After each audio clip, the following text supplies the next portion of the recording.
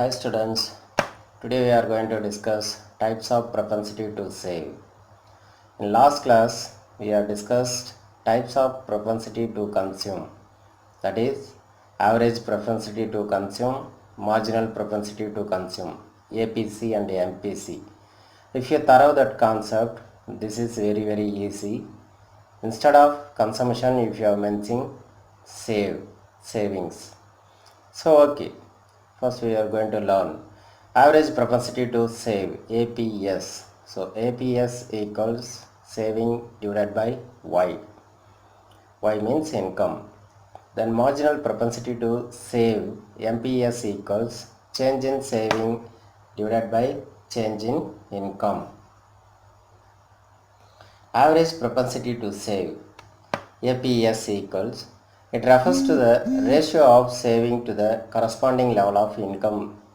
So the saving at each and every point of income, what is the amount of saving? So formula is APS equal to S divided by Y. If saving rupees 30 crores at national income of rupees 100 crores, APS equals 30 divided by 100, 0.30, or 30% of national income is saved. Then APS schedule. See, income 0 to 400, consumption 40, 120, 200, 280, 360. Then saving. So first two steps, this saving minus 40 and minus 20. Then third one, break even point 0. Then based on that proportionate, the saving increase. Then APS equals, first one saving minus 40 divided by 0, 0. Then minus 20 divided by 100, minus 2.0, 0 divided by 100, 0. Then 0.67, then 0.10. This is the schedule. Then next, important points about APS. So APS never be one or more.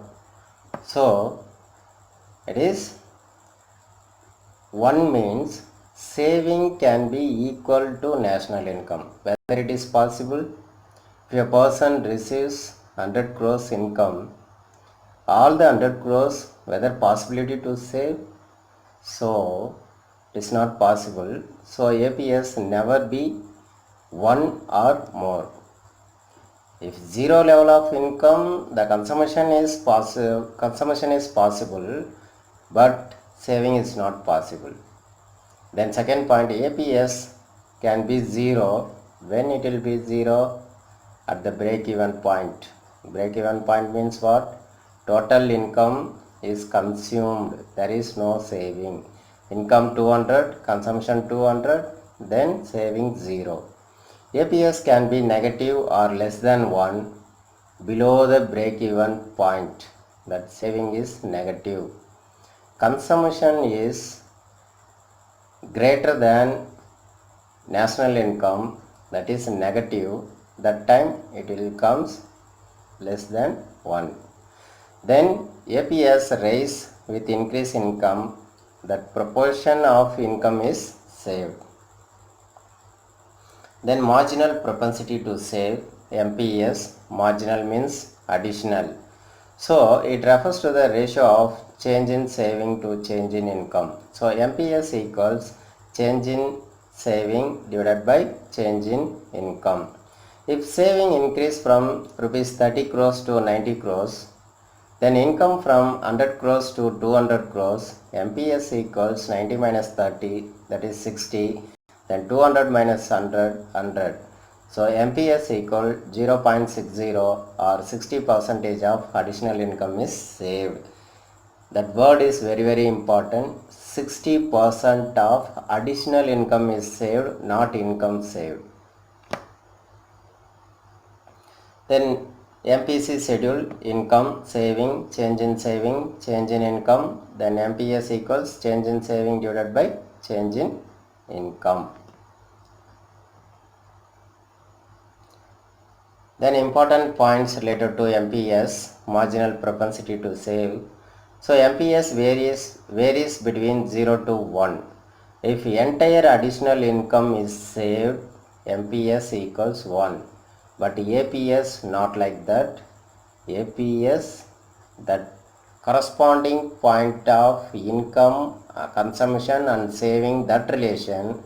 But MPS equals additional income is saved. For example, 100 to income raises 100 to 150, saving raises 50 to 100. That means that additional income 50 crores, totally the increase also, saving also increase 50. So 50 divided by 50 equals 1. If entire additional income is consumed, that means additional income totally consumed, that time MPS equals 0. Then relationship between APC and MPS, it's APC and APS equal to 1. Proof. So income equals consumption plus saving. Both the side you can divide by Y. So income divided by income equals 1. Consumption divided by Y. That means APC equals C by Y. Then APS equals S divided by Y. So both the sides if you are dividing by Y, Y by Y equals C by Y plus S by Y. So 1 equal APC plus APS. Then next class, relationship between